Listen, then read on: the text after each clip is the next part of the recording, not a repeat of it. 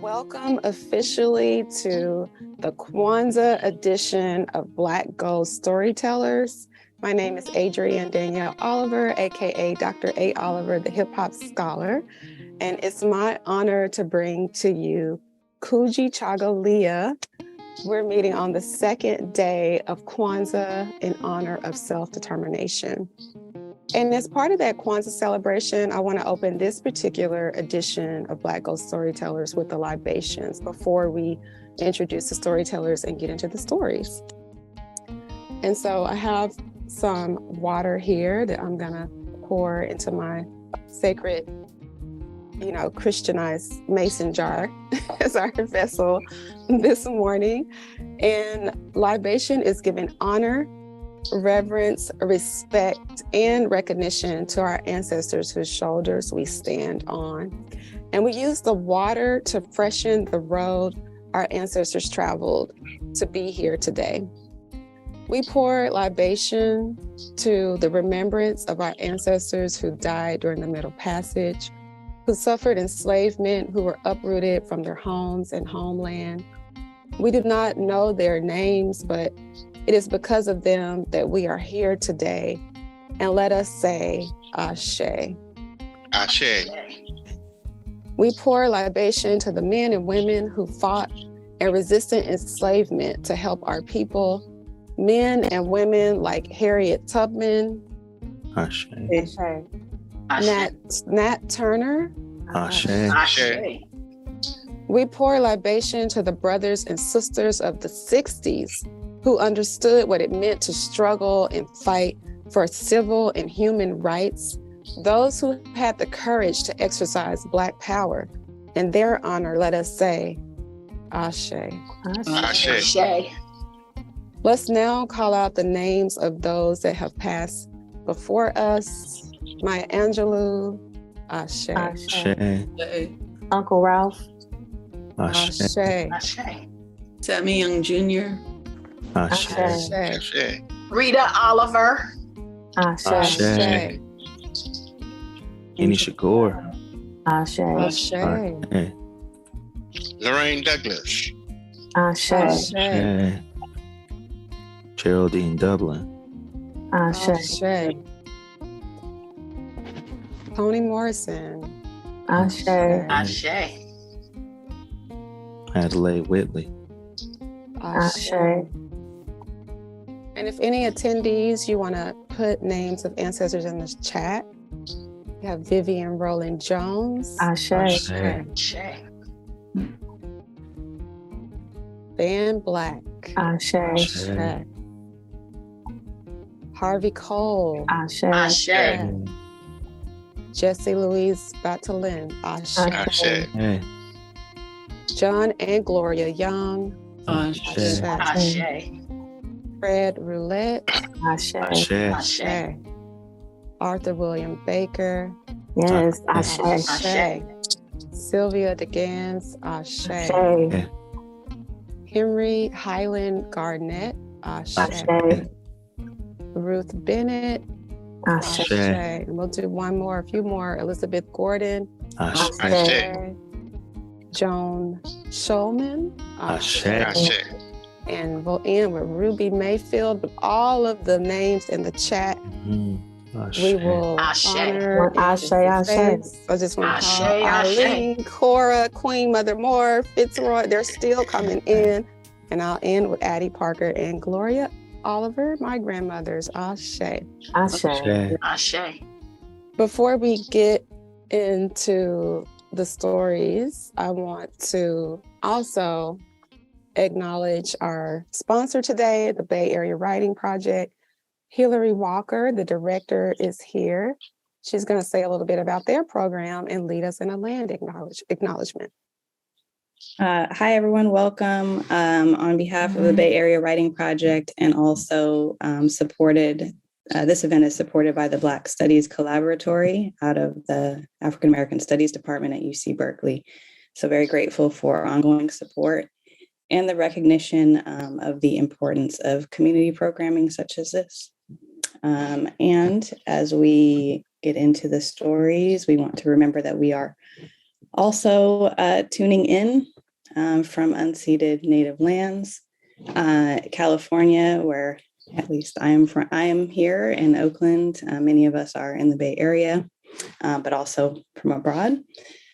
Please acknowledge that we are on territory of over 200 tribal nations in California alone.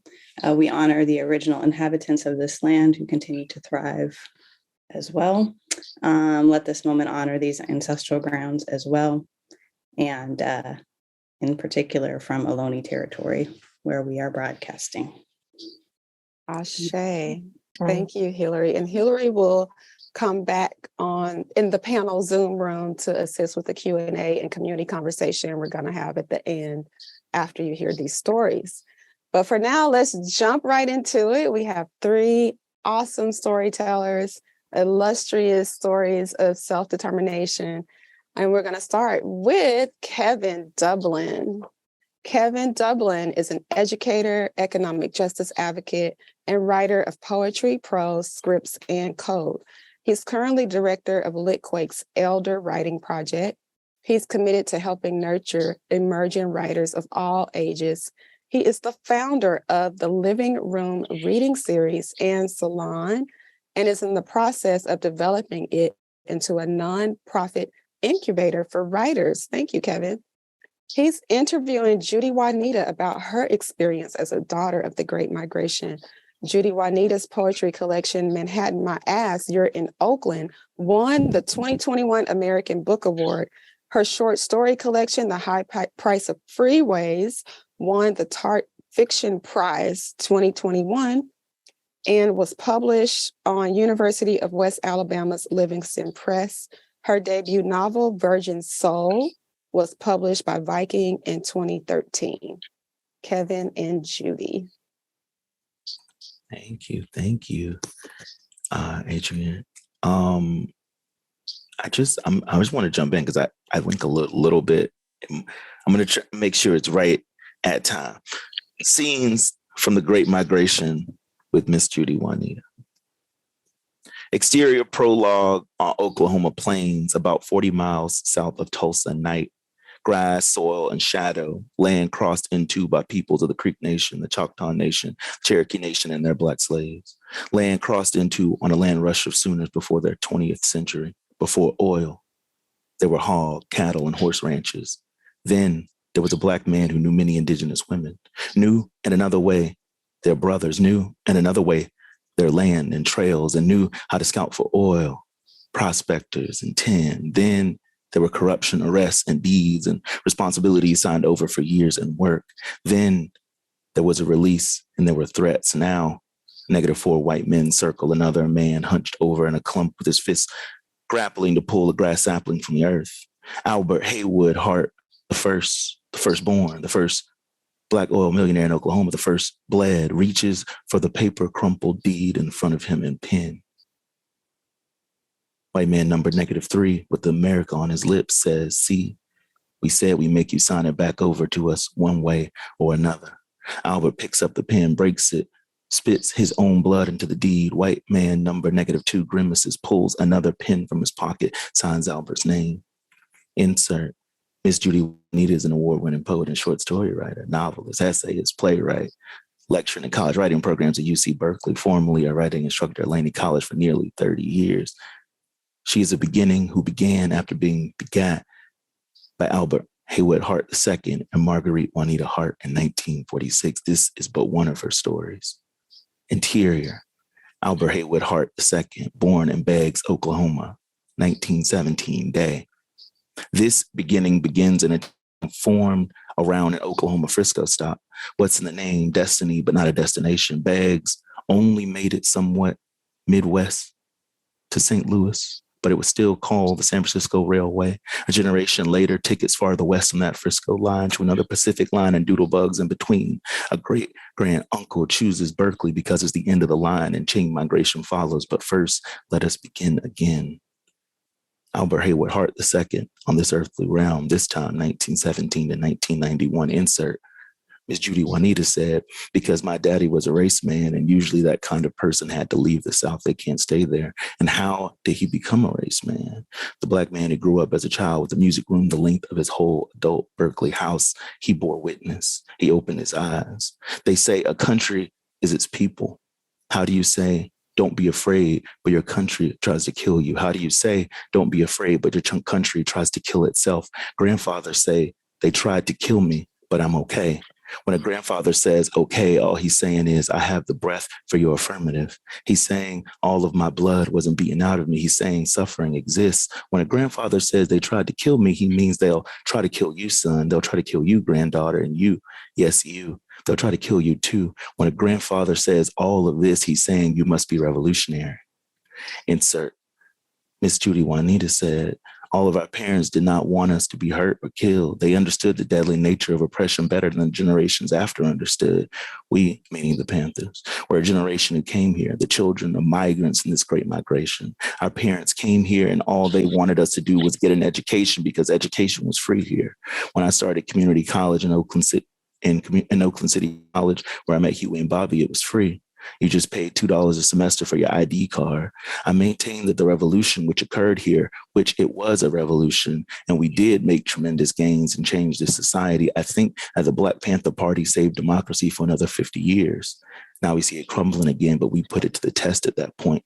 Interior, Marguerite Juanita Hart, born 1920 in Muskogee, Oklahoma Day. This beginning begins with the sound of the lowest piano key letting up into the air of church between the pews, where worshipers pull them into the shell of their ears. Here, Muskogee, Oklahoma, where azaleas grow the most pink and violent, where birds chirp like laughter, where Miss Marguerite learned to play piano, where she graduated from Manual Training High School, and where she kept in her own heart as she went to Langston University, met her dear Scotty before he had to leave and promise, I'll be back for you. And in 1943, he did. While on leave as a Tuskegee Airman in World War II, they married. And after his return, she moved to join him in the Bay. And what kind of way did she make? She made it the way she knew how, by maintaining her roots in her commitment to Christ and to the church, roots in worship, roots in fellowship, roots in service, 40 years of typing and printing bulletins for a network of churches, roots in the Langston Club, sharing with other alumni what's in the blood.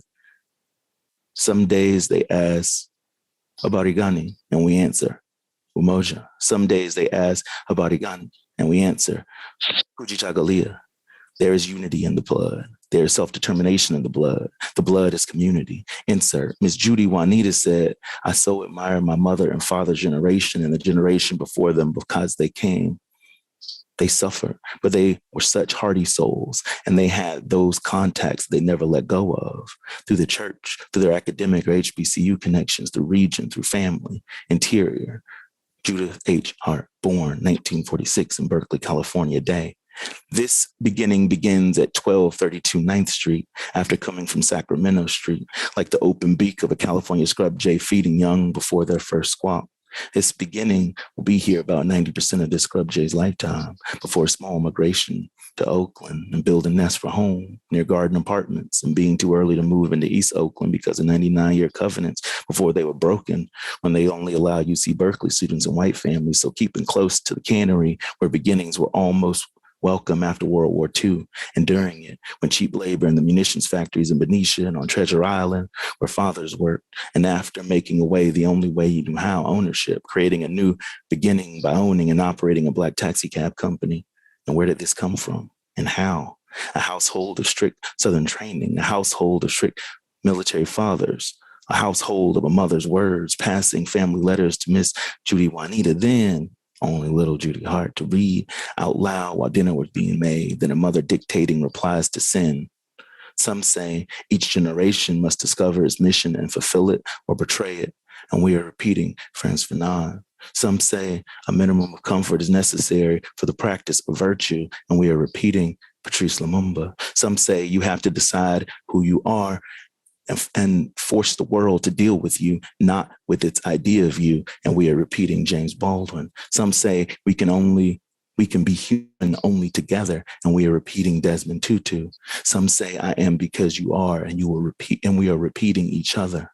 Insert. As Judy Juanita said, Berkeley and Oakland were in one sense idyllic places because the weather is so beautiful. But I don't remember the word racism when I was a kid. I remember the words segregation and white superiority. I remember those terms. But there was strict segregation in Oakland and Berkeley. International Boulevard used to be called East 14th Street. East 14th Street was the red line. It was very difficult for Blacks to, at one point, to move into the homes, even if they had the money to move above East 14th. Going from East 14th Street to the hills, I was clearly aware of that, but the Black community was so strong that as children, we lived in a life beyond that segregation. We had friendships, social interactions, and there was always a degree of travel between Oakland and the South. You traveled back and forth, and this was car travel then. So we went to Oklahoma frequently every few years, along with other trips. Miss Judy Juanita says, our parents fought for this. Let us say our parents fought for this. Miss Judy Juanita says, we're entitled to this. Let us say we're entitled to this. Miss Judy Juanita says, our grandparents sacrificed for this. Let us say our grandparents sacrificed for this. Miss Judy Juanita says, we need change. Let us say we need change. Let us say we need change of the world. We demand change of ourselves. We demand change of the world. We demand change of ourselves. Thank you. Thank you. Such a pleasure. Like you, I can't convey how honored I was to be in conversation with you, to hear your stories, and can't wait for many more. Yes, let's open it up for a few questions after each storyteller. We're going to have a larger conversation at the end, but thank you so much. Thank you. A lot of comments. I just see one: stunning, intriguing, gorgeous tribute to a beautiful soul. Amazing. Wow. Wow, wow, wow. Yes, we will send the recording to all registrants. And Mama T says, wow, Joyce, what a journey. And it was conveyed beautifully. I didn't know so much about my aunt. Awesome. Strafolino, great tribute. I think we're ready for the next story. We'll circle back at the end and have, some more conversation about this beautiful story. There's so many points that I want to come back to and highlight. But thank you, Kevin and Judy. Thank you, Kevin. You did it justice. Poetic justice. Poetic justice. Yes. All right. Next up, we have Maricia Gabrielle. Maricia is a writer, performer, teacher, and dreamer.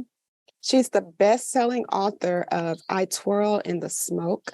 She has performed and taught workshops and spoken in spaces that have helped her blossom as an artist, such as the Oregon Shakespeare Festival, San Francisco's Museum of the African Diaspora, and the Oakland Museum of California. She is passionate about helping others excavate the buried remains of old stories so they can write the books they've always dreamed of. Thank you, Maricia. She has interviewed her father, Emory Douglas, about his migration from the Midwest to the West. Emory Douglas is former Minister of Culture and revolutionary artist for the Black Panther Party.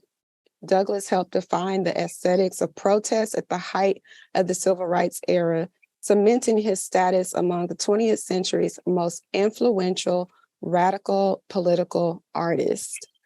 Maricia and Emory. Thank you, Adrienne. All right, so Throwing Rocks, the semi-biographical migration story of Emory Douglas. San Francisco is the place where I was raised and grew up, became socially aware, and met my family and extended family that I would never have met otherwise. Most of all, it's where I became the person I am now, Emory Douglas. 1, the revolution has come, 1972. Emory knew the drill by now. He sat calmly on the couch with his hands where the cop could see them, while 3 of Oakland's finest ramshacked the apartment, emptying drawers and turning over furniture, a young Black officer about 19 years old stood to watch over Emory. "Is this place booby-trapped?" the lead officer asked aggressively, more to set the tone than to get a real answer. No. Emory could tell the guy was a wild card. Emory's thoughts raced back to earlier events of the day, when he'd noticed an unfamiliar white man leaving the building at the same time as him. And when he returned that evening, he saw the same man using something to prop the lobby door open. Tenants had a habit of doing that when they were taking out the trash, but there was something uneasy about this man. Lo and behold, shortly after lying down for the night, Emory was startled awake by the clicking sound of keys at the door. Who had given them the keys? The young rookie watched over Emory intently, probably unaware that the Oakland Police Department recruited Klansmen from the South to terrorize his community. Undoubtedly brainwashed by propaganda about how violent the Panthers are, he raised his pistol and almost squeezed the trigger when Emory went to scratch his nose. "Let's go." The lead officer abruptly gathered his men and left, but not before kicking over a picture of Huey P. Newton. His mama had already told him he was crazy for joining the party. "Yeah, child," he overheard her talking to his aunt when he first joined 5 years ago. "He done joined some group, the Black Cats or something," she giggled facetiously, purposely getting the name wrong. "I don't know, sound crazy to me. All I know is I got life insurance on them."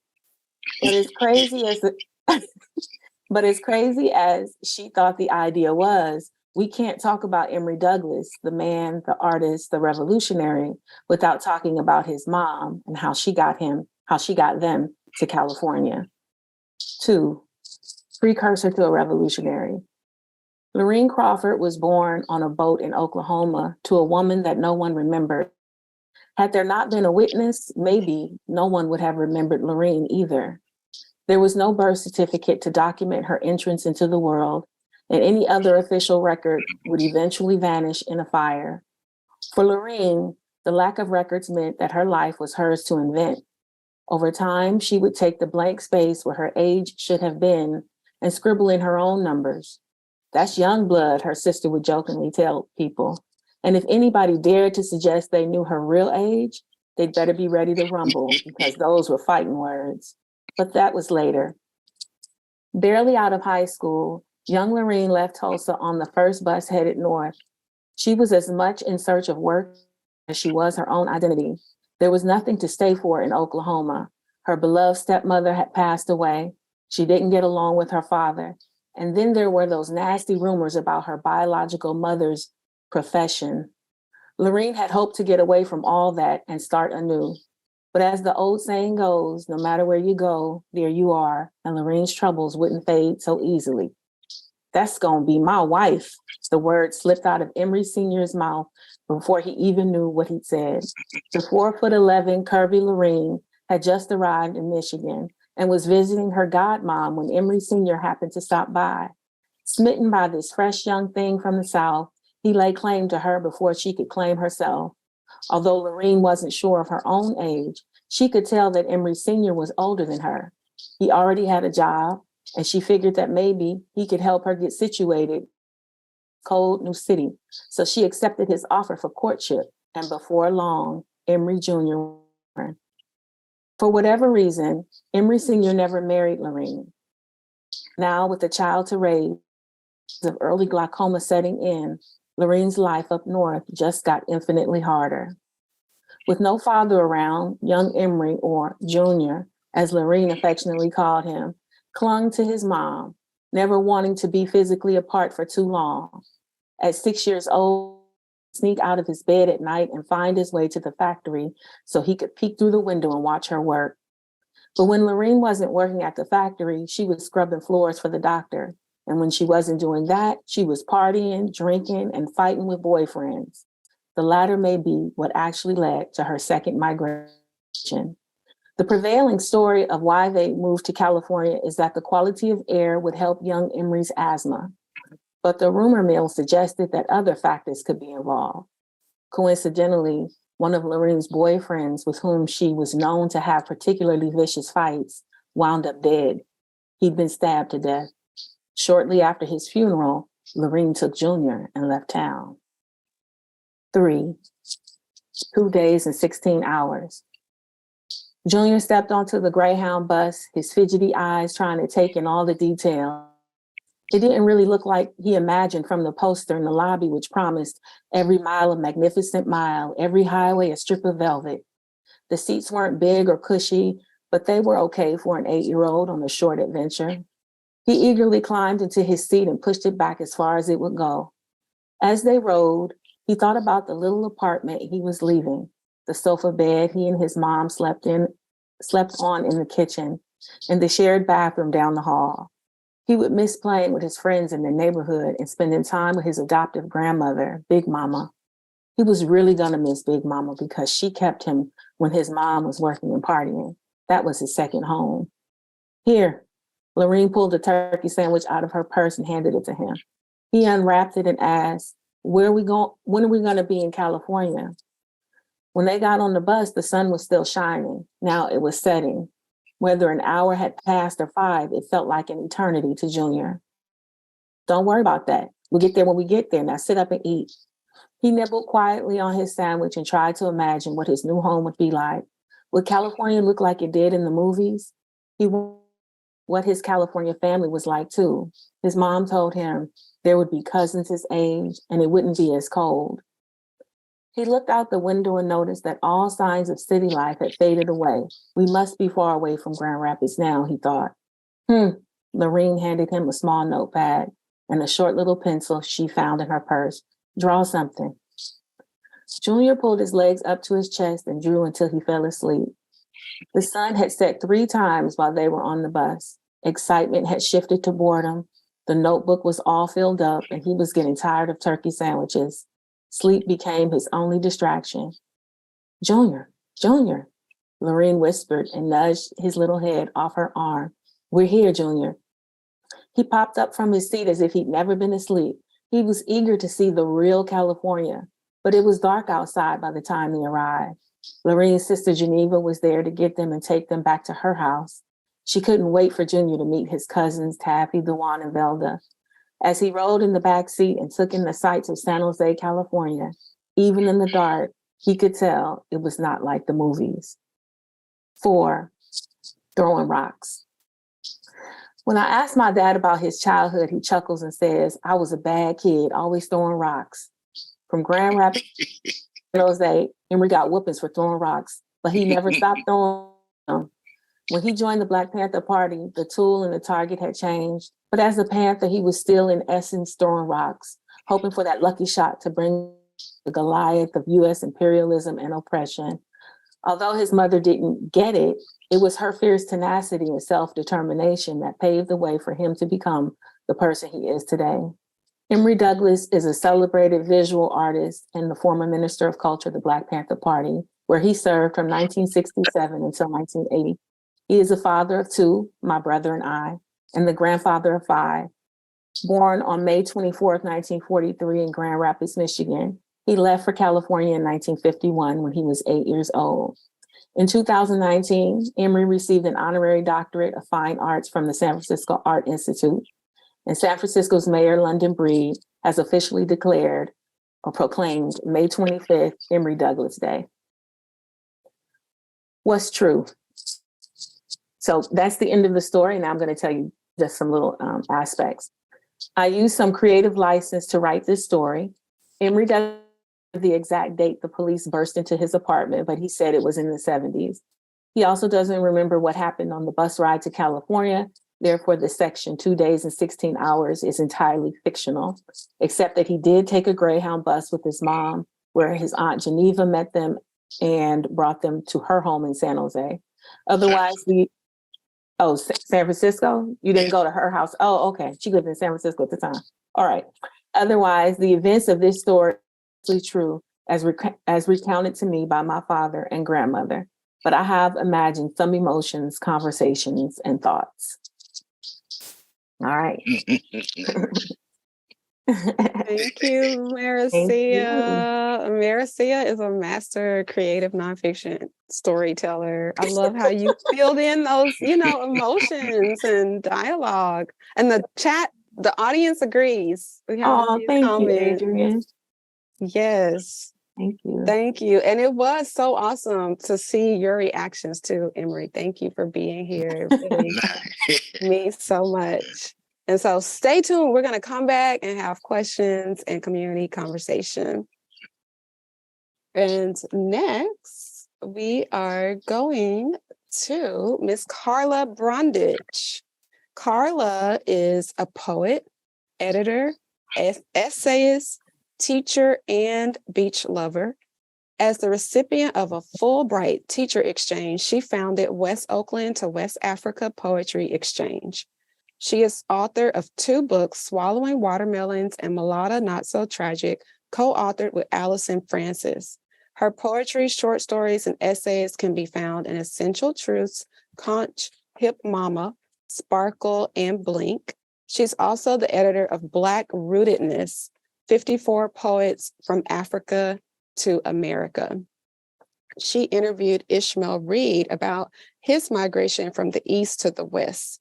Ishmael Reed is the author of novels, plays, poetry, and nonfiction, and has received prizes in every category. The UC Berkeley's 2020 Distinguished Emeritus Awardee and a 2022 recipient of the Wolf Lifetime and Ennisfield Wolf Lifetime Achievement Award, a new edition of Mumbo Jumbo. And he's won a lot of awards, y'all. Ishmael Reed is legendary. I'm going to turn it over to Karla and Ishmael. Thanks, Adrienne. Habari Gani, Kujichagulia.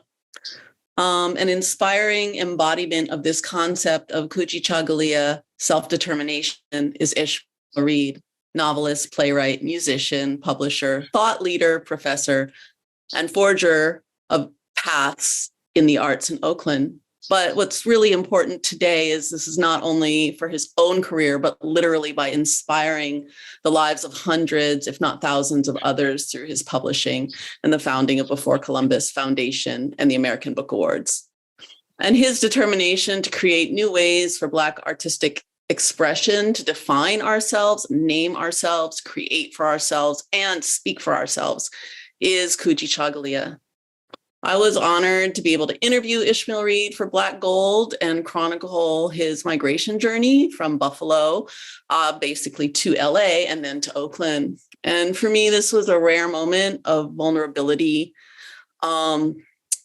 because not only is Ishmael this amazing, inspiring person, but he's also someone I love a lot. I met Ishmael and his wife, Karla, and their daughter, Tennessee, in the early 90s through my mother, their dear friend, Catherine Waddell Takara. But they've been our family friends for a long time. In fact, Karla is my namesake, but my name is spelled with a K after my mother, Catherine. I have a memory of meeting Ishmael when he was finishing his book, Blues City, A Walk in Oakland. I remember he had a vision of recreating the famous photo by Art Kane, A Great Day in Harlem, or Harlem 1958. And on this sunny Oakland day, Ishmael Reed gathered a group of 33 blues musicians at Esther's Orbit Room, one of the great blues and jazz clubs in Oakland, also known as the Grand Lady of 7th Street. It was the last of the Harlem of the West Coast jazz clubs in Oakland, owned by Esther Mabry. It opened in 1959 and closed in 2011. Ishmael said there is a there. And that is what stands out in my heart as he's not only made impact nationally, but here in Oakland, bringing the arts to us. And so in our recent interview, which I'm going to show you all a video and have Ishmael tell his migration story, we named it There, and Find Here. So I'm going to share this video with you. Just got to share my screen.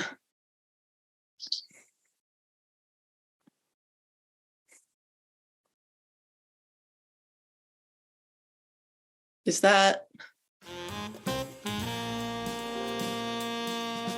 I grew up in Buffalo, New York. And I used to go to this place called Cafe Encores or Coffee Encores or something down on Allen Street, which is around the Chippewa. That area down there was like a place called Allentown, which we all created, actually. It's a big sort of like artistic, zone that some of us, Jewish, Irish, Black, all of us were like collaborating. And I used to read the newspapers about New York. Ted Jones, who was one of the Black members of Beat Generation, but he left the party and lived in Timbuktu and different places in Europe. So I said, I really want to get into that scene, and I guess this is the first migration. So this guy named Dave Sharp, who's an Irish-American writer, said, you got to go to New York. So my first migration was to New York. I was 23 or 24. I'd met Malcolm X, and I heard that Miles Davis album, that landmark album, Miles Ahead. And I said, that's where I want to be in New York. So I met Karla. Karla was into outreach to Indian and Japanese avant-garde. That's where I got the idea of multiculturalism. So while I was straddling between Black and white, she introduced me to Japanese artists, and she collaborated with an artist named Suzuki Hanayaga, a very famous artist. And they did the first anti-war, one of the first anti-war pieces called the Wall Street Journal at Judson Church. Judson Church was a very famous place for the postmodernist dancers. So N.H. Pritchard, the poet, introduced me to her. And Pritchard is very famous now because he's seen as one of the antecedents of the language poet movement, which is like taking over campus academia, and like they're very famous. But he's seen as one of the pioneers. So I got his book published on Doubleday called The Matrix. So anyway, Langston Hughes was instrumental in getting my novel published. And so I had a contract, lost my mind because I'd come from Buffalo broke, all my stuff in a laundry bag, and had all these crummy jobs and stuff. And all of a sudden, I'm, dining in French restaurants and all this whole kind of stuff, mentioning gossip columns. And I was to be the next token. You understand? And so I said, I got to get out of here. I said, if I'd remained in New York, I would have died of an overdose of affection. All right. We didn't have a car. And so I was just like in a minimum security prison. My only companion, one of the few people I talked to was the landlord, who's called Old Man Mason. He's an old cowboy, had a Stetson hat and all that. We sit down there and talk. And then we came to Berkeley and migrated to Berkeley. And I was down to the last money from the advance on Yellowback Radio broke down. And Professor Thomas Parkinson, who reviewed my book on KPFA, heard that I was in town, offered me a visiting lectureship at Berkeley. I stayed there 35 years. And, it was great, the greatest job I ever had because I worked part-time, had plenty of time to write. As a matter of fact, I got grants to take like a couple of years off to write. So it was a great job. So I think what's happening is because of me and Al Young, our publications, and our ability to include Native Americans and others in the Before Columbus Foundation and Penn Oakland, I think the Black writing scene is beginning to shift to the West Coast. Mm-hmm. Because, and I think Catherine, for example, is a good example of a fresh approach, you and your mother, because you are Pacific Rim writers. And that hasn't happened before. We've had writers in California, like Anna Von Thoms, I think, lived in California. Okay. Maya Angelou lived here for a while. She lived in Oakland. I think she lived in San Francisco. And some of the others, I can't think. Let's see, Chester Himes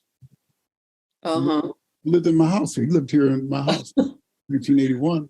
He came from Spain, and all these people from the African American Studies Department who would give me the time of day would come down here, come down to my house.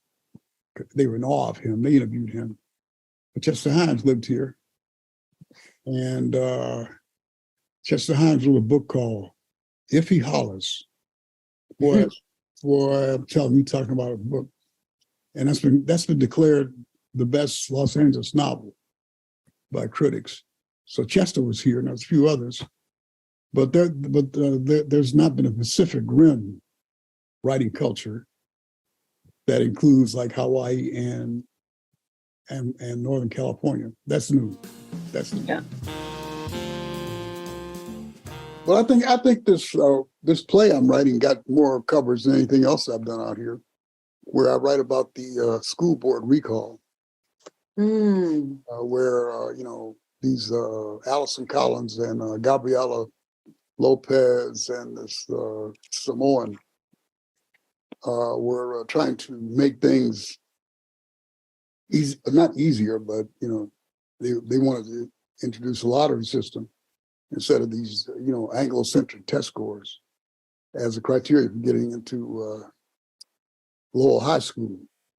And these billionaires who are connected to the eugenics movement put up a lot of money to get them recalled. I mean, one of them, Peter Thiel, one of these guys from Silicon Valley, they're high-tech racists. And Peter Thiel backed that guy Vance, that crazy person who won in Pennsylvania, one of those states, Pennsylvania, Ohio, I think it was. So they were behind this recall effort. And her family's been receiving, her family still receives death threats. Even though they were recalled, this new group, these are cultists.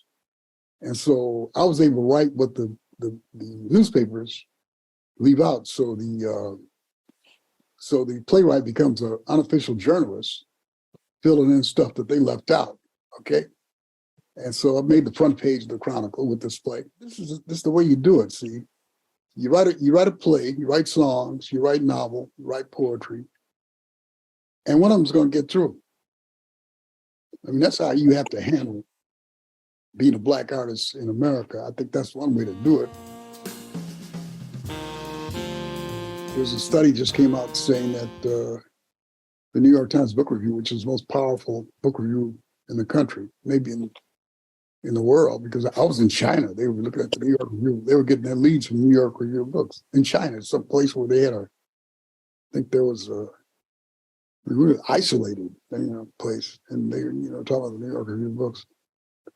A study just came out saying that for them, it's only Black writers are only appear one at a time. We've been complaining about that for years, right? Yes, you have. I've heard you say it. Rita Dove and a whole bunch of people have complained about that policy. So now they use statistics to show that this is true. Wow. They review a variety of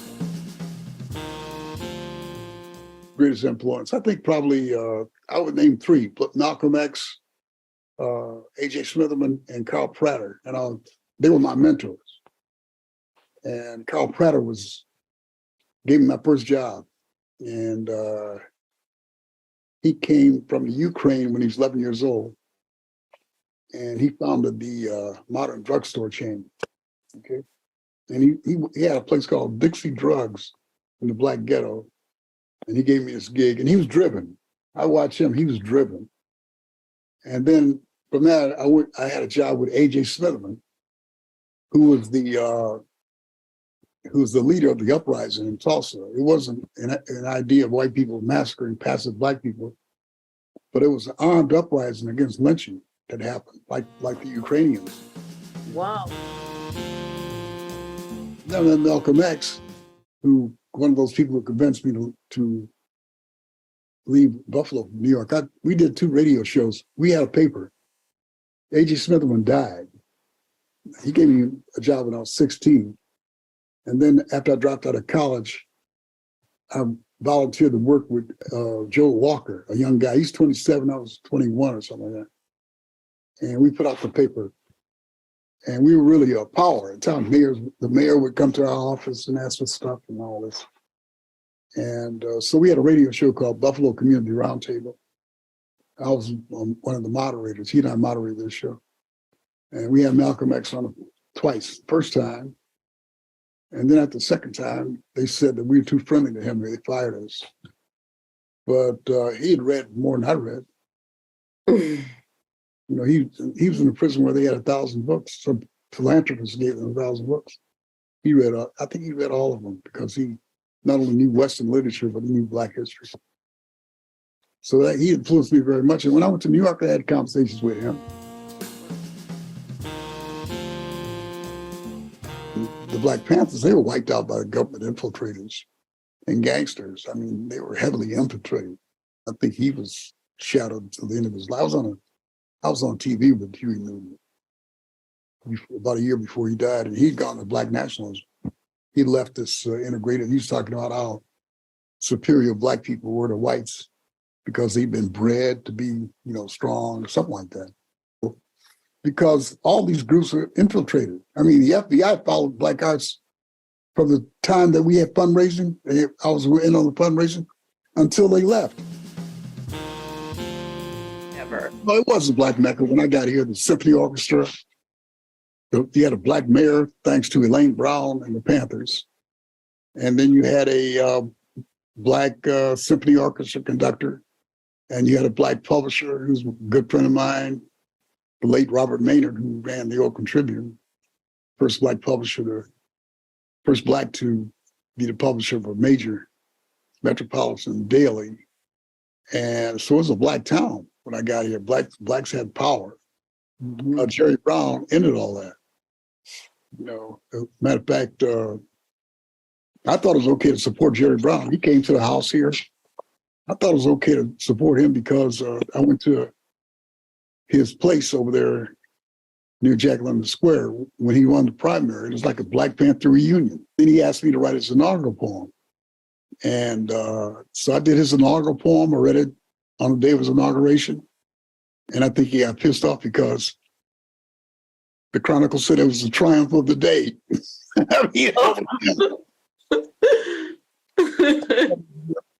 And then he changed all around. He changed all around. I mean, after he elected, he was against Black business. The Black businessmen complained about him. And, there's police crackdown on Black people. And, he had this thing about elegant density, which invited the regentrifiers to come into Oakland and occupy the downtown. But he advertised Oakland as a place where the techies could come and, and it'd be a short commute to San Francisco. That was the selling thing. Now you got these high-tech companies downtown Oakland. And so these people all work for the tech industries, and that was the beginning of gentrification. So the Black population has been reduced, and they have lived in these miserable places like Antioch and Vallejo, and all these crazy, because they can afford to live there. So the problem is that the banks through redlining reduced Black people to renters. So they're renters. They don't, home ownership has been an issue out here since the 1930s. Hale Woodruff did a mural in which a guy carries a sign saying home ownership. So that's been an issue. But the banks the capitalist system is against Blacks owning assets. That's always been the case. I mean, when they were assets as slaves, they accumulated $57 million, which is like billions in today's currency. They put that money in this bank, the Freedmen's Savings Bank, and the bank collapsed. They didn't get their money back, even though the government encouraged them to put their money in there. So, I mean, from that day until now, the capitalist system has been hostile to Black people. So is there any words of hope you have for the Black community in Oakland? Well, I mean, I think they're all settled out. There's no Black community in Berkeley. They were financed out of Berkeley. And I don't know if there's a Black community in Oakland. I guess there may be. I'm not in contact with it. But judging from where I'm living, the Black people have dispersed. I don't know if there's a Black community here anymore.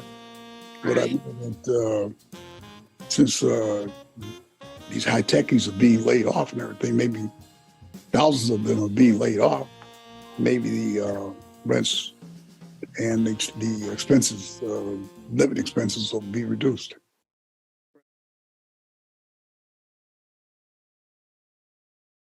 Oh, thank you. I also just want to acknowledge here that editing of that video was done by Pantanisha Williams. So thank you, Pantanisha. And it was a wonderful video, a wonderful interview. And I didn't want to leave it on a sad note, but I think it was a sad note, but we're all still here. And thanks, Adrian. Yes, no, thank you, Karla. That was so beautiful. And the interview, priceless. It's an hour-long interview. We did have trouble editing it down because there's so much richness in there, so much Oakland history. And it is kind of a sad note, to think about, because, he called out that Oakland used to be this Black Mecca, but he doesn't really see it now. And I think that's the self-determination piece for us. And yes, shout out to Pantanisha Williams for the lovely edit of that hour-long interview. We had a couple of different edits too. We got it down to 30 minutes first, then we got it down to 25, then we finally got it down to, a format we could share with you today. Thank you so much for being here. And now I want to invite everybody, all of our storytellers, to the Zoom room. I don't know, Hillary, if we could do gallery view, and then open up the floor for questions and just having a conversation about self-determination. I know the people who are here being interviewed, what was it like to share your story of self-determination? I know, Miss Judy, you were here. You were a storyteller in a previous Black Gold and now being a featured interviewee. How did that feel? Okay, it's great. It's very interesting that I interviewed Charlene Thomas, who was my mother-in-law, and one interesting result of interviewing her for about 3 or 4 hours, and of course I've known her over 50 years, was that I really came to understand why my ex-husband and I, why we married and why we got along and have gotten along so well, even though our marriage ended after 11 years. And it was because both of our families were products of this great migration. Okay. And one thing that I've recognized through the great migration of this country is that the quality of loyalty is extremely productive. Okay, being loyal to one's roots, meaning keeping some of the traditions alive, keeping friendships alive, being loyal to the ideals, so that the reason why the people left was because they wanted a better life. So to push for a better life in this country meant a number of things. One of them was that you petitioned or believed that the government needed to protect you. Okay, and that of course is all throughout the 10-point program of the Black Panther Party. And so I liked to always mention that our parents, as Kevin pointed out, they wanted us to get an education. They did not want us to be harmed or killed by the police. They were very frightened of that. However, they knew the nature of the police. You know, they didn't tell us that when we were growing up. But then we went to Oakland City College, which was an incubator for Black radicalism, for radicals, not just Blacks, for all radicals. And there we learned the nature of oppression, the nature of this system, so that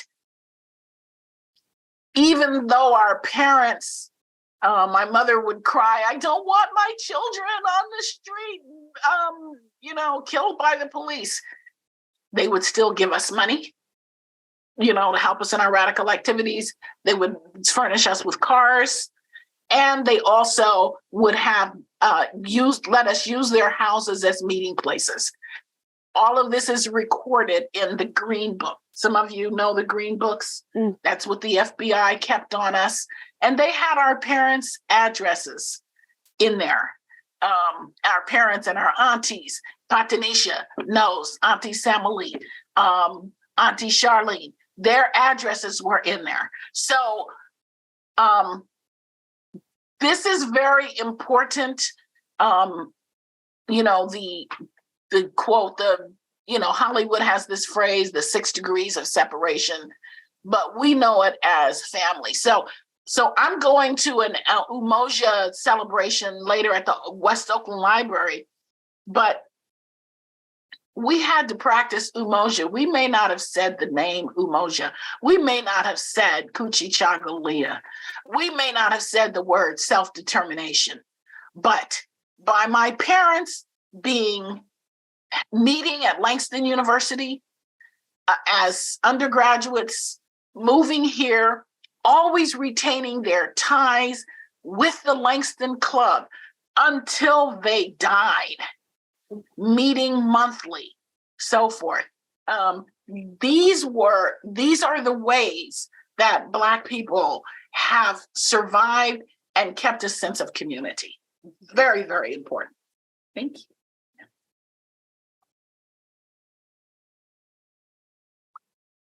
Oh, Kevin, you're muted. I see that you were. Oh, I was just saying yes. Yes, thank you, Miss Judy. We do. We need that. We need that loyalty to each other and loyalty to community. And that's really what I brought to the Bay Area as a Southerner, staying loyal to my roots of like, okay, there's more migration stories. I want to get more of them out into, get more people to hear these stories of migration, because I think remembering that sense of community is really going to be the healing balm, particularly for Oakland. I love that Ishmael spoke to Oakland used to be this Black Mecca, but now everybody's out. I was over there rolling. He's like, these awful places, and I was like, okay, but how do we get our folks back to Oakland? And I think, that takes a bit of self-determination. Anybody else want to speak on it?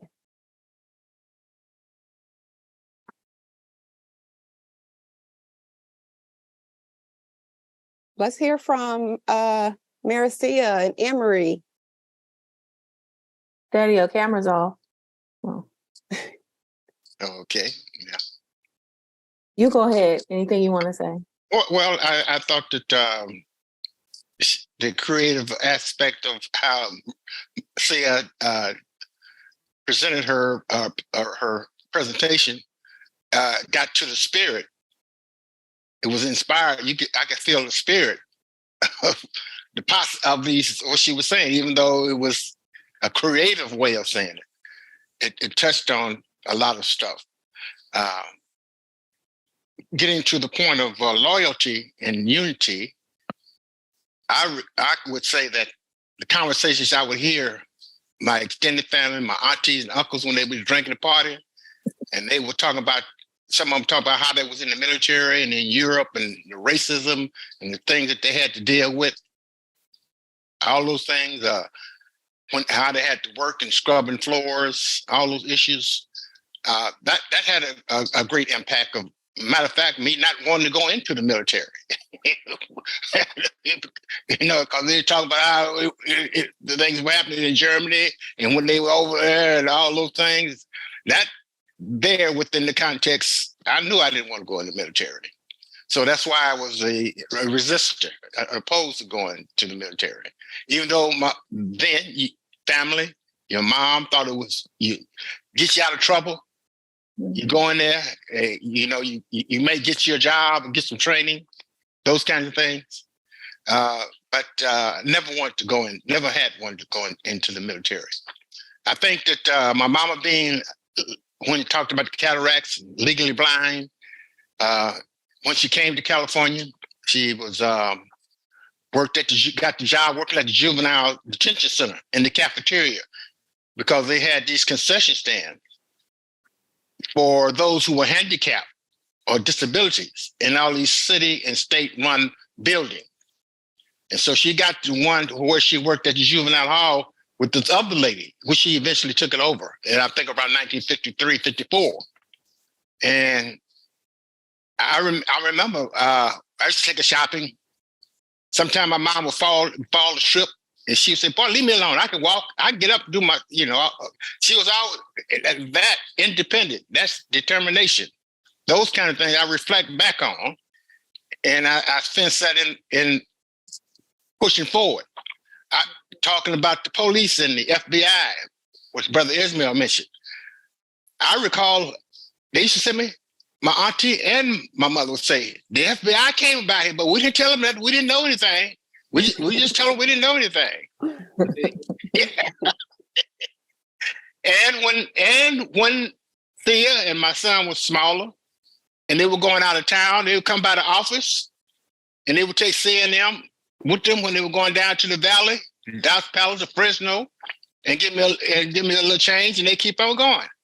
Those kinds of things, So it was, family was still there, and it was, and when you define it for yourself who you are, we define it, and that's what the Panthers was about. We didn't teach our kids what to think, but how to think, so they can analyze for themselves. That's begins. Define it for oneself. Yeah. I recall talking about in Fresno when there were cotton fields right across the street in Fresno from where they used to go and visit. Right across the street, they was picking cotton back in the 50s. And when you had the Christians and you had the drinkers, and they all be in my auntie's house in San Francisco, and one would be in the living room, the drinkers, and the Christian would be in the kitchen. Every now and then, the Christian would come in and get him a sip and go back into the kitchen.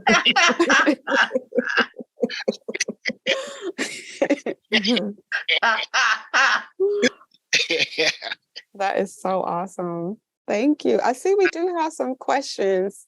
Maybe you can help answer some of the questions. Hillary, you want to? Sure. We have a question from Raquel. What current spaces do you see as cauldrons of Black radicalism? If any. Mm-hmm. What you say? I can hear you. Are there any current spaces of Black radicalism that you are seeing? Well, not, people, the whole universe is spaces now. Yeah, everything's interconnected. Yes. Yeah. And then you have to create them. You have to, if you got the initiative, desire, you begin to put it into practice. Hypothetically, we could talk about it. Theoretically, we could talk about it, but you got to do it. You got to implement it. Exactly. Then you learn from it. You learn your limitations, your shortcomings, and maybe overcome those to move forward. Thank you. Karla, you have your hand up? Yeah. I wanted to say this Black Gold is not radicalism, but it's a space of the way you put it, Adrienne, is so beautiful, is like sharing Black stories with love, which I think is radical. You know, it's a radical way of approaching things. And I've seen Kevin out there doing some radical poetry. I mean, I feel like the arts, you know, Judy, Juanita, I mean, it's just like, I feel so honored to be here and just to be thinking about, oh, and the West Oakland Panthers mural project. I feel like there's things happening, remembering the past to bring things forward, which I think is important right now as we're losing our history. Yeah, that's so true. The history piece. Thank you for shouting out Black Gold. You know, I went up a few years ago when I was promoting my novel, and a Black woman had a Black book club in Fairfield, and I drove all the way up there, and it was very wonderful. And then one of the women who was a retired teacher said, "Come over to my house. I want to show you something." And she took me to her garage, which she had converted into an after-school classroom. And it had everything about Black history and the Black civil rights movement and the Black struggle. And it was just a wonderful example, you know, that it's ongoing. People are aware and people are doing it where they can. I think one of the great lessons that we learned from the movement was that it doesn't take a whole lot of people, because an idea is a germ. It germinates, and then it spreads. So I think Emory can attest that perhaps never were more than 7,500 Panthers, or, you know, it's not that it was a large number of people, but there were a large number of fellow travelers. Same with the Nation of Islam. A lot of people didn't buy the whole Yaku and the ship and this, but a lot of people said, yes, we appreciate you're saying our women need to be respected. And people fell in with that. So everybody doesn't have to be lockstep, you know, but somebody said, what's going on? It's going on all over. It's going on over. And with all different kinds of people, not just Black people and not just people of color, but we can see a whole lot of people getting sick of this. And the fact that they got sick of Trump shows a whole lot, you know, because during the movement, we used to tell the whites, go back to your own community and organize, you know, go back to your own community and wake them up. And somehow, you know, even 50 years, we see that it's beginning to happen. So I have complete trust in this process, because it's a process. And even us having to be really kicked out of Oakland, you know, we're going to Modesto and Merced and Manteca and, you know, wherever we're kind of thrown to, we're going to do it. Because, Adrienne, you know that many of our students at Laney would come to us and say, we got 5 days notice. We had to leave. Mm-hmm. You know, we got kicked out of our place. You know, I had to go to Chico. You know, mm-hmm. I'm up in Humboldt County, wherever they could find cheap housing quickly, you know. Right. So once again, we're on the move, but, you know, we're taking something valuable with us. Yes. And in the chat, we have so many. I'm going to have to save the chat because there's so many responses to that question of where Black radicalism lives. And like Emory said, it's really so interconnected. It's everywhere now. We have a couple of presses in the Bay Area. We have different projects. Karla leads the West Oakland and West Africa. And there's, trying to look at Kevin's comment. Yeah, Black Freighter Press, Nomadic Press, Eastside Arts Alliance, and so much more that's happening. It's just happening in those smaller kind of pockets. I think we have another question, Hillary. I keep telling everyone I've been reading this book called Reformations about what happened after Martin Luther posted the 95 Theses on the door at Wittenberg. You know, in other words, when they began to break the hold of the Catholic Church. And it took 200 years, okay? Our movement is taking far beyond our lifetime, Mm-hmm. And if we can, you know, as we're doing today with the Kwanzaa, if we can have an appreciation for, I always remember the Black people in slavery in 1865 who couldn't leave. They were either too old or too, they couldn't physically jump up and go, you know, leave. But they wished well. They made the cornmeal muffins, you know, so they could throw off the trail. That's what they would do during the slave escapes, you know.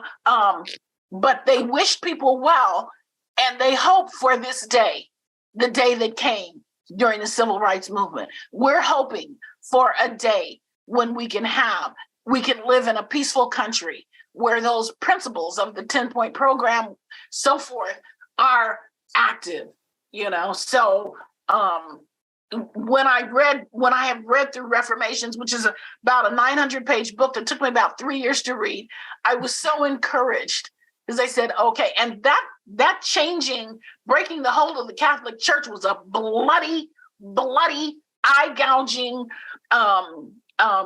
insurrection throughout Europe. So it bees that way sometime. I wanted to lift up, Sandra said, armed with the fire of the ancestors, which I really love that phrase. And I think there are a couple of questions that are really just about how do we reach the youth in particular? How do we teach history to the youth? And so if anyone wants to jump in on that. Well, may I? Yes. May I? Well, for myself, I do it through the arts. I set up art images and presentation, specifically framed for younger folks that still deal with the social justice issues.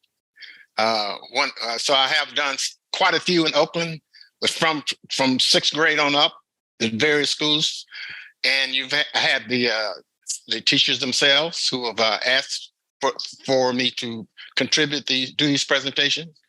When I travel, I always ask. I want to know what's going on, and I want to meet the people in the neighborhoods and in the community.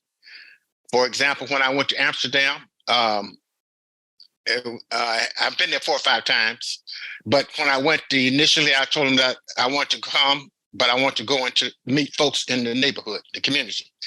And they were able to do that. And when I went there and we finally went out into the neighborhood, there was these brothers and sisters and people of color who were there who were beginning to protest against Amsterdam being one of the most liberal countries in the world, cities in the world, has the most racist, Holland has the most racist Christmas.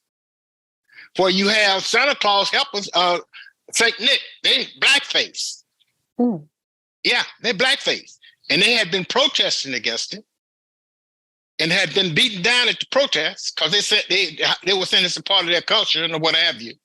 And they were organizing to get it for the first time. They were getting, and a lot of brothers and sisters from different islands and stuff who lived there. And you had the brothers and sisters from Africa and from the Middle East who are now there. And they were coming together around that issue. And that was about self-determination, coming together, fighting against that. And now they have come to the point to where they have begun to not have it anymore in the context that it was before, you see. But so that's all it's an ongoing process. Yeah. That's right. Yeah. And so the young people, it's young people everywhere. I mean, young people, They may be. I've been to places like in Chiapas with the Zapatistas, done stuff in Argentina with Trimarchi young people, and you wonder why they clapping and how they enjoy what you're saying. It's because it's reflected in what they see dealing with issues that they're dealing with within their own society. See, so it's the interconnection with the young people. And you know, and there, some of them are more aware of what's going on in this country than people in this country are.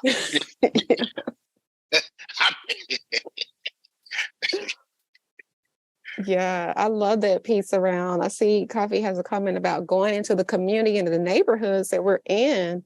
That's key. And I think art really is a bridge. That's part of the reason why I like to bring hip hop into my pedagogy, because I found that that art piece is what gets them. It's like getting them to eat their spinach. It's like that'll get them to write that essay, you know, or whatever we're trying to get them to learn about literacy. Because I've noticed, and I don't know if the other writing, you know, because we're all writing instructors to some degree, have noticed like a decline in literacy and a decline in interest in reading. And reading was such an instrumental aspect of political education that it's like, if that skill continues to decline, then we're going to keep losing that history piece. So thank you for uplifting, going into the community and using art to do that work. And I think we have do we have any other questions, Hillary? I have her help checking the chat because I'm very, if I missed your question, please yes, ask it in the chat. But lots of gratitude. Thank you for the gratitude. My pleasure. Self-determination.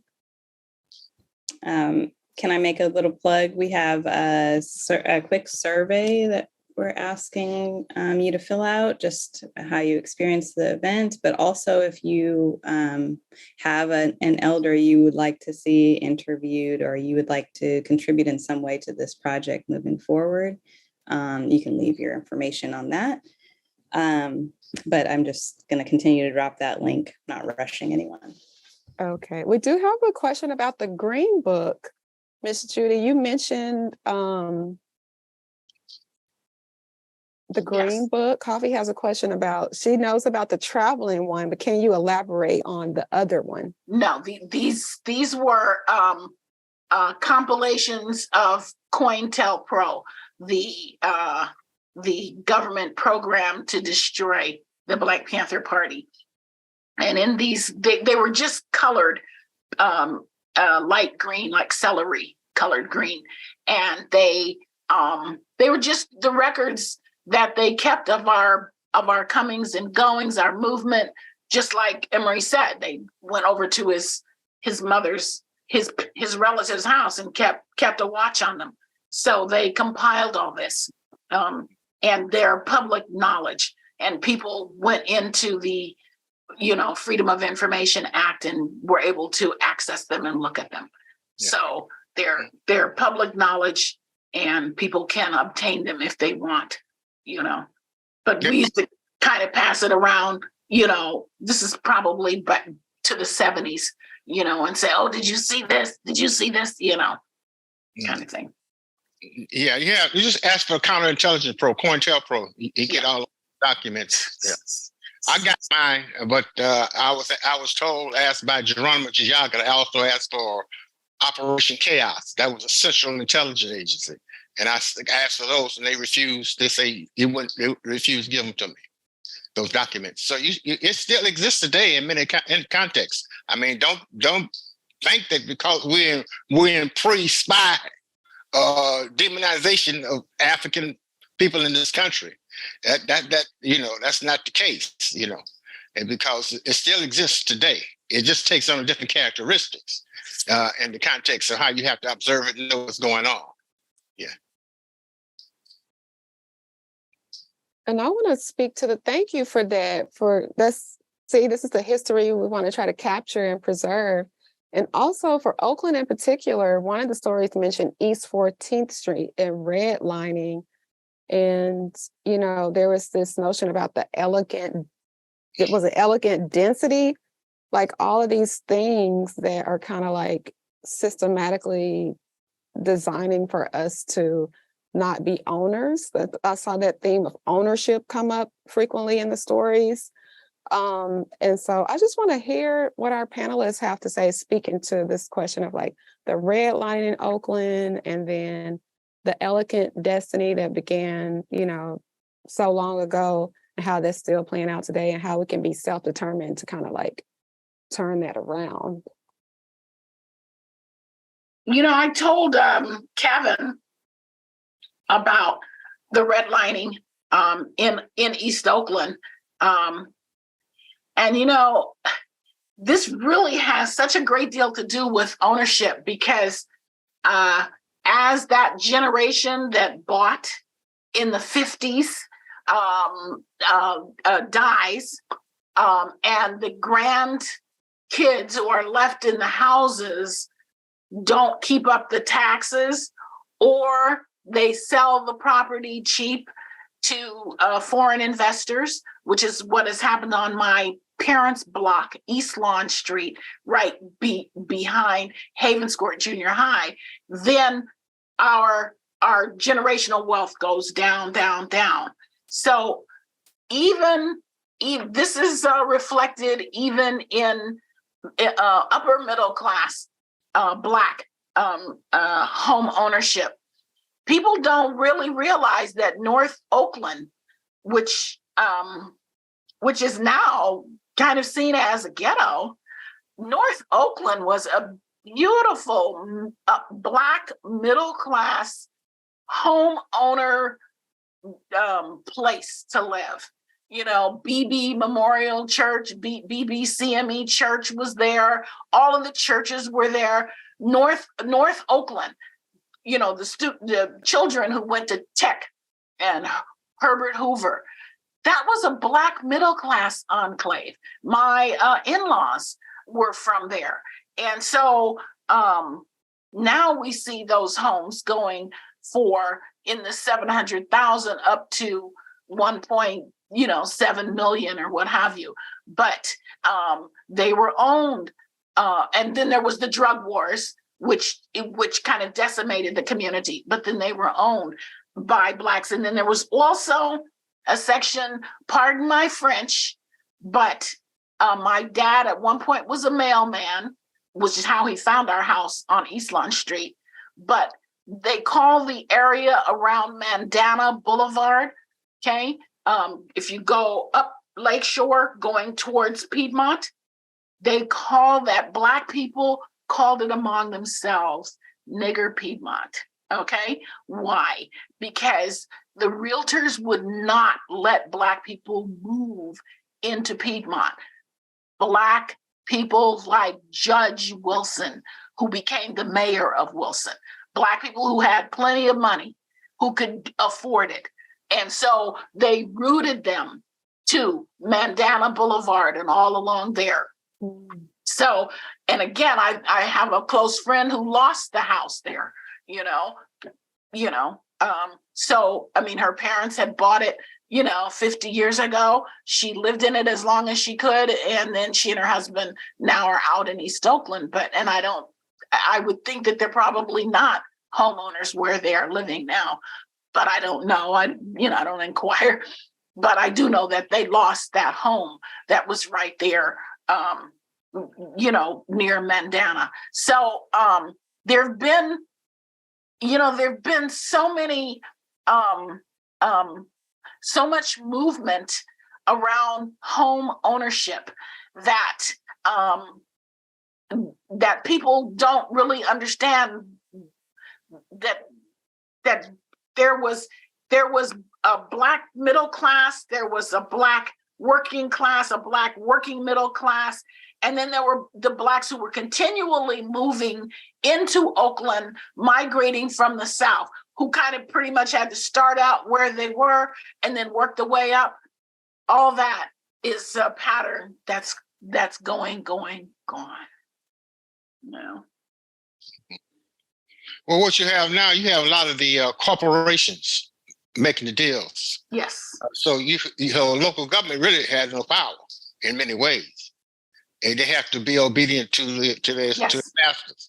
Yes. and how it goes, and particularly with housing and all the other things that's taking place today. Yes. You know, Yes. I mean, that's the fact of it. You know, you got, why would you have miles and miles of homeless at the same time? You got miles and miles of high rises going up at the same time, you see, and nothing can be done about the homeless issue.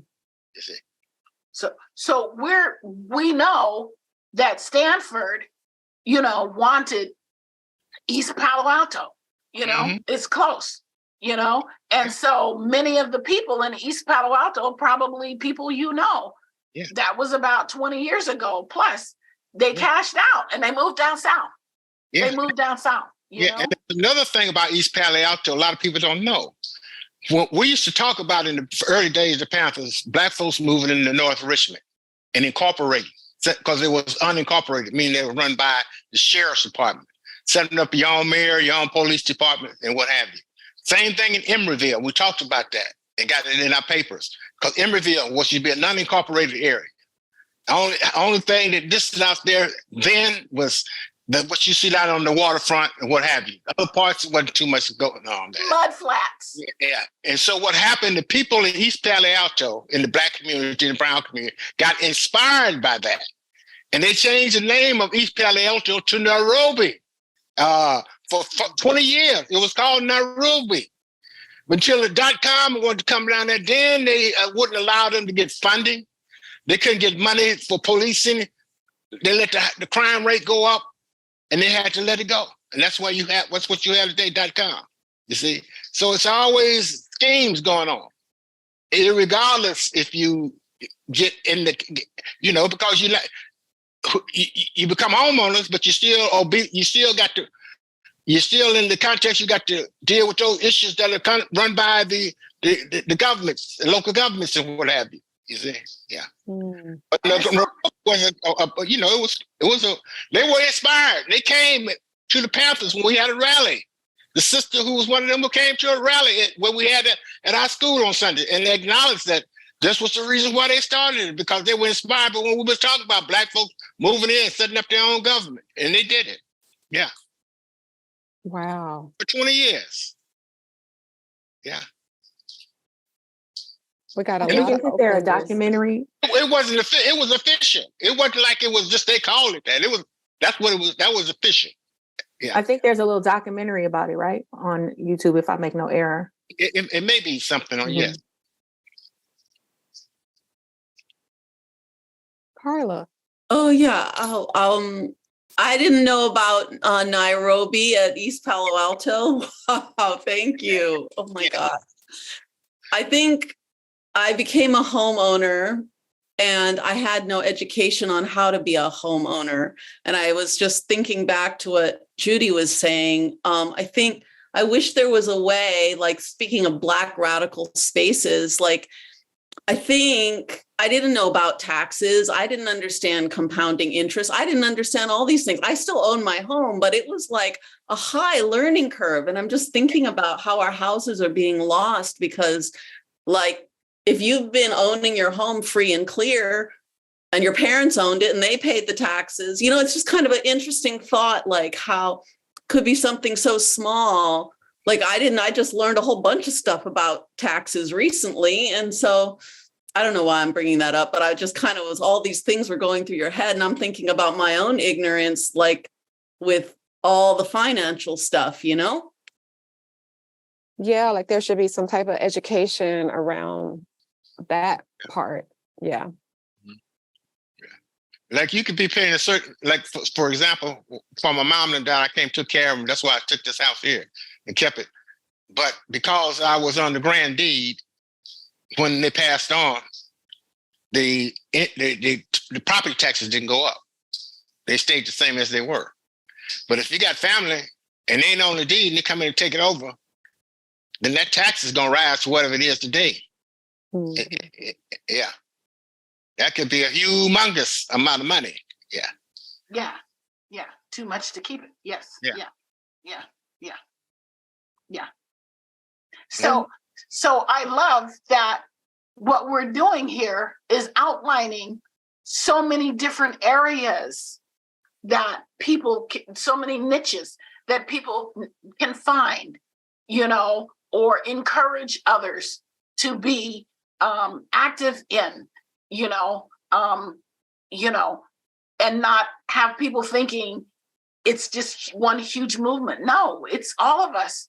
Yeah. It's working together. And then critical mass comes out in crucial times. Yeah. That's why we saw, 96% of the Black vote went to Obama in 2008.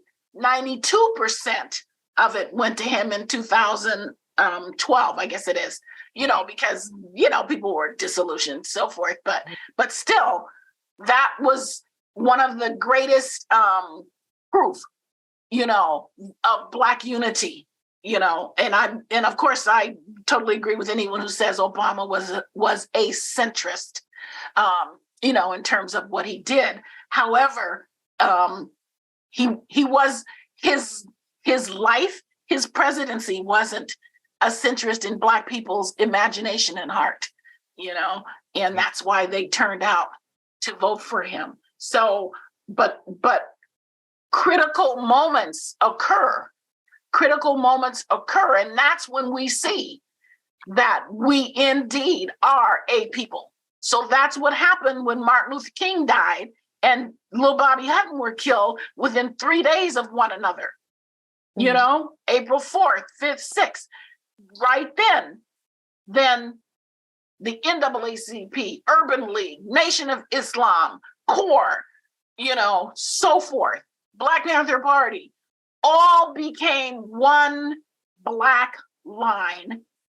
And all of the radical whites and the Gray Panthers, all the rest, the Young Lords, everybody had a stake in it. They had been organizing all along. And it's the same thing with George Floyd. So now that I've traveled around more like Emory, I see and I participate. I see people are doing things. I don't despair. I'm dying tomorrow. I'm not despairing. We did our part, which is to raise the consciousness. That's what we're doing here today, raising the consciousness of people so that we can all go back out and fight again for 2023. We don't know what 2023 holds. That's the human condition. We don't know. Yes, preach. Yes. And we'll spend some time talking a little bit about our process in Black Gold. I saw some comments on doing this in your own communities. I just want to highlight one more theme from the stories, and that is Ishmael Reed talks about multiculturalism. And now with the Bay Area being so diverse, what's the role of multiculturalism in our movement and our work today? Because I think he brought in a very important piece. Solidarity. Yeah. Solidarity, that's what the Panthers always talked about that. That's why we went to Chinatown and started shooting pool with the gang called the Chinese at the pool hall. And they became the Red Guard. They didn't know about they didn't even know about brought up in America. They didn't even know about the history of China and what have you, And so we started having political education classes with them. You had the Brown Berets, who were brothers and sisters from the Latinx community, who became our allies. But you also had the Puerto Rican Young Lords, who were in Chicago, and also in New York, who also were our allies. Then you had these one white boys who were racist, didn't want to have anything to do with Blacks, who worked on the east side or outside side with Fred Hampton and other brothers and sisters in Chicago. And they begin to see they have a commonality, then they became allies. They become the Young Patriots. They were from the hillbillies. You got a film where they took Fred Hampton to take for some white folks, and they never once did that with Black folks. But then because they had organized with the Panthers, they were able to go in there and had shown some commonality that existed, you see. And not only that, so it's about solidarity. Our paper was always about that. Had the second international section of our paper. Africa, Asia, Latin America. I always deal with struggles, issues. Yeah. And don't forget this wonderful quality that Black people have Curiosity. We'll go anywhere. Okay. You don't find Indians from India, Asians, Chinese. You don't find them coming into our community to sample our food, necessarily or whatever. We'll go anywhere, and our folks used to say, oh, Black people, you jump on any bandwagon. It's not quite that. We go, we're flexible. We'll try all these different kinds of foods. Even if we go into a restaurant and we notice the people are kind of giving us the dirty eye, the side eye, it doesn't matter. We want to know, what does this taste like? What is this like? What is this like? We go, now we all up in Dubai. I hear every time I hear somebody, oh, we went to Dubai. That's us. We go and we do. It's a wonderful quality. And it's going to, it's a quality. It's innate. It's innate. And I don't see that in any other ethnic group.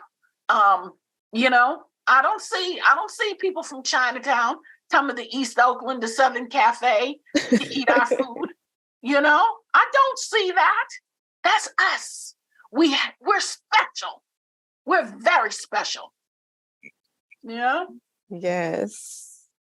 But then also you have all across the globe again. You have the indigenous folks who identify strongly with what's going on in this country. You got the Aboriginals in Australia, who, when the first time I went there, I connected with Richard Bell and a few others, and they were surprised they let me into the country because they couldn't come out the country back in the day because of the apartheid era.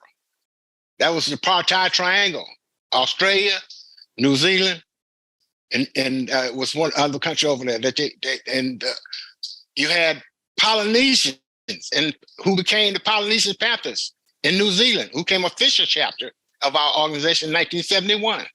You see, and so it's the spirit of what we were doing and what Black people were doing in this country that was being carried electronically on the news then. That now you can connect within anywhere in the world in a matter of 10 minutes or less, So you got a whole nother, everything is interconnected. Everything is they may take off different cultural perspectives, but it's still about the issues of transforming and changing. Power to determine the destiny of our poor and oppressed communities and what have you. And you may have another context to it today too. That's override to everyone that we seeing right now in the relationship to global warming. That's a commonality there. Mm.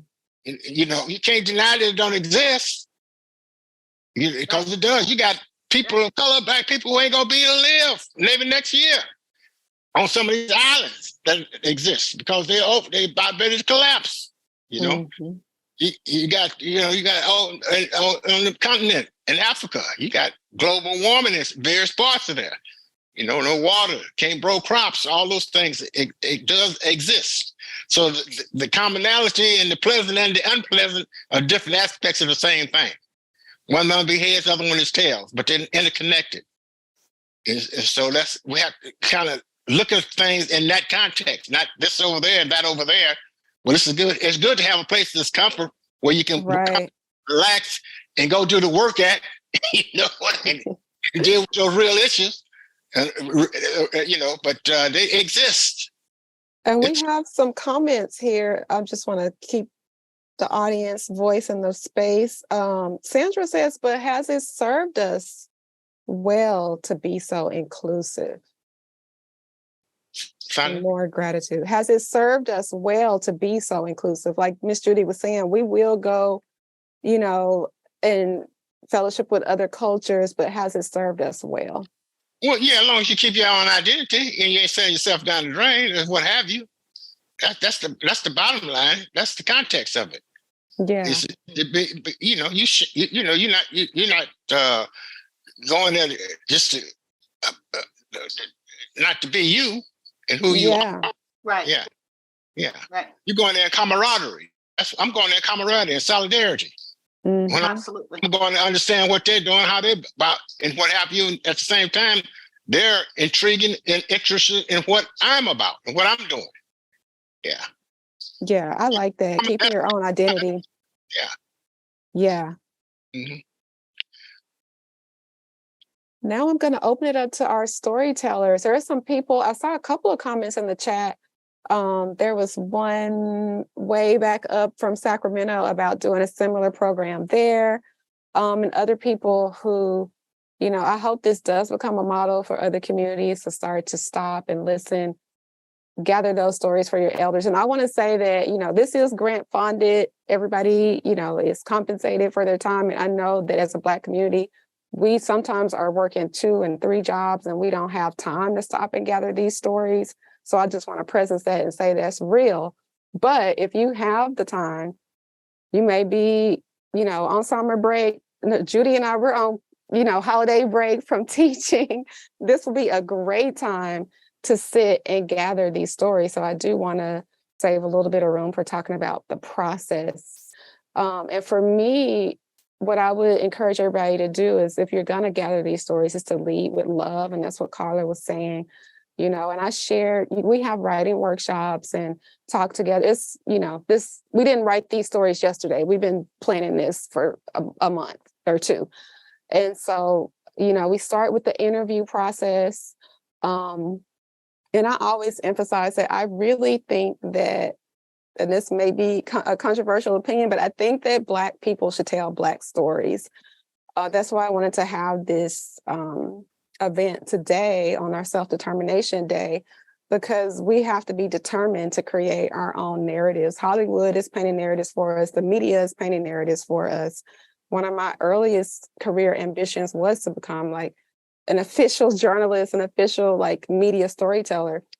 But once I started studying that career and doing some internships at news stations and learning that they intentionally slice those videos to get the most ignorant clip of us they can find, you know, it's just like, wait, I was there with you on the scene, and why does the story, that's not the story I saw. And so I really became passionate about creating spaces for us to tell our own stories. And, you know, I always just share the methodology of leading with love. We don't want to sensationalize, like sensationalism, all of that crap that is typically done to our narratives. Is a lot of like Black trauma porn and what have you. So it's like, we really focus on the joy in the stories. Like that hour-long interview with Ishmael Reed. I'm just calling on you, Karla, for an example. You know, he's a very provocative writer. You know, we had to really, in love, edit that video in a way to highlight the best parts of what we wanted to share with you here today. And I just want to call on the writers to just share more about your writing process, the interview process, so that people who want to do similar events in their community, they can have a sense of how to go about this work. I would just like to say we're still dealing with institutional structural racism in this country. That's the fact. You know, that's guiding all that we're confronted with. Is this institutional and structural racism. I could share about my process. Like specifically, you just like share just how it was, or? Yeah, like if somebody wants to interview their dad and write the story. Oh, okay, yeah. So one of the challenges that I found in the interview process was, one, because my dad was so young, he didn't have a lot of memory of transitioning from one location to the next. And so, well, you're not talking about writing, you're talking about getting the stories from the person. Let's see. And writing. And if writing, people have questions about that, yeah. So that's when, in order to get the, like you said, the spirit of it or the essence of paint a picture, I then decided, okay, well, I'm going to tell a little bit about a story that I remember him telling me about his time in the Panther Party. I mean, he's told me a lot, but this particular one stood out. And then I was like, and then I'll tell some of what I remember my grandmother telling me some stories and him telling me some stories about her upbringing. So in terms of writing it and just capturing that portion of his life, that's how I made the choice to capture it that way, was because there wasn't a whole lot of information just specifically on the migration experience. But also When you interview people who are close to you, it can be challenging sometimes to get information in a formal interview versus when they just want to tell it to you regular. So like, I feel like when growing up and my father would just tell me stuff at different times randomly. And then because I'm a storyteller by nature, I hold all that stuff. But when it comes to an interview, I felt like it wasn't as forthcoming in the same way. So you may run across that when you're doing a formal interview with your loved one versus just sitting with them in the rocking chair, like when or when they're laying in the bed, like his mom would lay in the bed and just talk and talk, and I'd just be listening, absorb it. And then my other grandmother, she'd be in her rocking chair with her wine, and that was the time to really capture her stories. But sometimes when just the nature of asking a question can make a person feel defensive sometimes, just even though there's no intention for it. Because sometimes, people have to be careful or maybe feel a need to be careful when it's done directly like that. It might present a different energy. So setting there, that's what I would say. Think about the setting of where your subject is most comfortable, most at ease, how to make it as informal as possible so you can get the most out of it. Yes. Oh, yeah, I think that's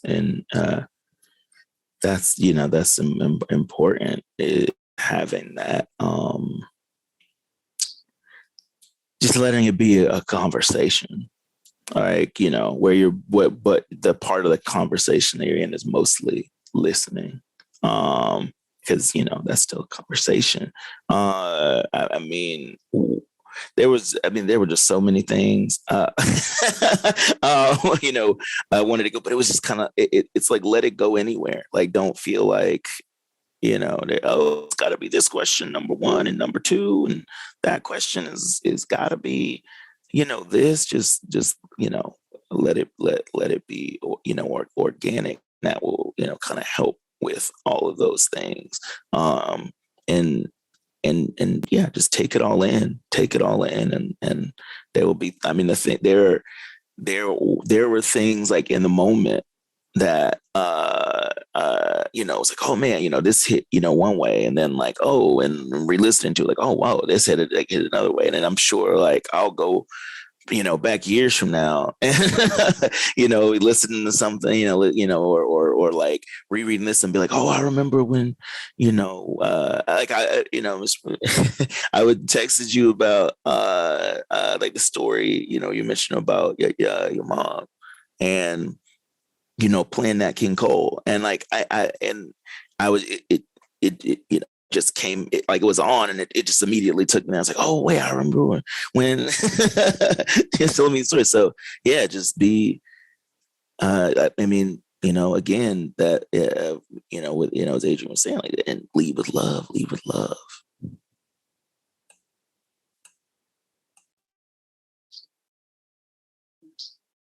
Yeah, I think I also struggled with some of the same things, interviewing someone I knew or feel like I know in one way, but trying to understand them in another way.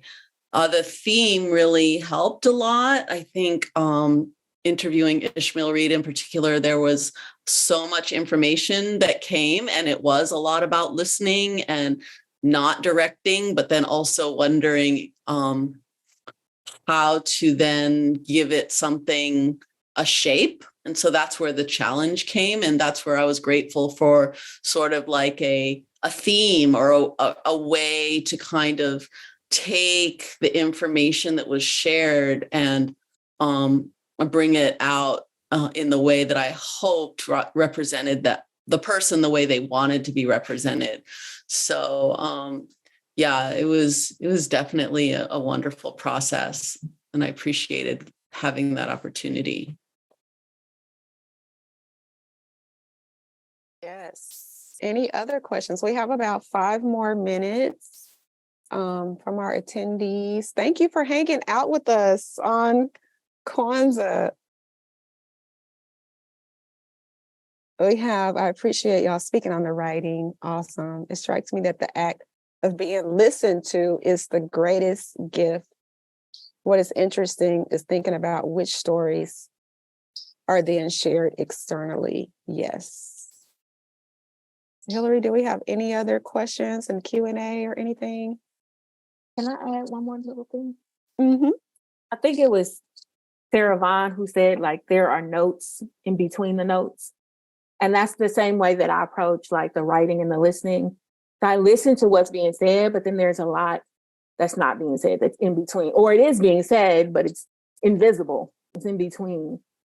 And then that's where you can allow your imagination to really go to grab hold of the spirit of the story, in my opinion. Yes. I love that. And I just put the link in the chat to where the stories are being archived. So you can, this is actually the 5th installment of Black Gold Stories. So you could read some of the other stories told by us for us there. I think that Hillary is actually using that archive in your African American Studies class, right? Yep, this where I'm teaching this week. So it's just like lovely to also think about like I don't need to be the one to tell stories. Like there are so many beautiful stories that have been shared and told, and I couldn't even scratch the surface. And so having these archived is like, just a wonderful resource to lean on. And so I encourage folks to use it in that way as well. There was a question, Adrienne, about grants and grant funding for this kind of work, if you want to talk about that at all. Yeah, I think if you research in your local city, because the city of Oakland was the first funder for this program, like we were talking about Oakland and how Oakland needs so much love. I'm not sure if there may be a similar grant in Sacramento for Black stories or something. You could definitely email me or contact me through the Black Gold website. I am a grant writer, so I think that helps if you have somebody who is a grant writer on your team. And yeah, just reach out. Let's build this community. Let's get the stories out. And I'm happy to help people who are interested in developing similar programs. We can definitely chop it up about how to make it happen in your area as well. I think that's everything. If nobody, we have 5 more minutes. You're here with these illustrious Ishmael Reed couldn't be with us today, but he definitely wanted to be here, right? Karla, you want to say anything on his behalf before we close out? I think he was here, but preferred to be speaking on the video today. And it was just really great that he was willing to, he has a lot happening right now. It's a lot, so really happy that he came. Oh, yay. Oh, I'm so glad he was here. And we have a survey. Speaking for those of you who are interested in applying for grants, it's like very important to survey your folks. Kevin's nodding because he has a grant for his project, the Litquake Elder Project as well. So if you will take a few minutes to fill out our program survey, that will help us continue to have funding to bring more Black Gold storytelling events. And that is the conclusion of our program. Thank you guys for being here. Wait, let's acknowledge you, Adrienne. Yes. As we had mentioned before, that this is the fact that you're offering this program is so important on so many aspects, because as writers, we get to do our craft and get paid for it. And it's a nice payment. It's more than what you would usually see for submitted work. And then we get to get these wonderful stories out. And so, I just want to acknowledge you for offering this. And Thank you. Can I just say one thing? I was reading, I read Amilcar Cabral, well-known revolutionary. And from his writing, one time he said, it was many years ago, 50 years, that he said something about you have to be able to speak in a way that even a child can understand you. So I contemplated that to say you have to be able to create in visuals in a way that even a child can get something from it. So I'm saying that from the standpoint, he wrote this. So maybe as writers too, you reach your broadest audience. Yes. Yes, I hope that some kids will watch this. Yes, I'm going to email the recording to everybody who registered. And yes, share it with your families, with teenagers, children, and all of that, so we can get this history preserved. Yes. And thank you, Bay Area Writing Project, for helping it to continue. Yeah. And thank you. The Black Collaboratory. Anyway, yeah. Yes. And Black Studies Collaboratory was, I think about like the ways that people see the value in this and they see what's been done and just want to be a part of it. So I think it's inspirational and really, really critical. So thank you, Adrienne. Thank you. Oh, so much love in the room. Much love. Peace, love, and respect.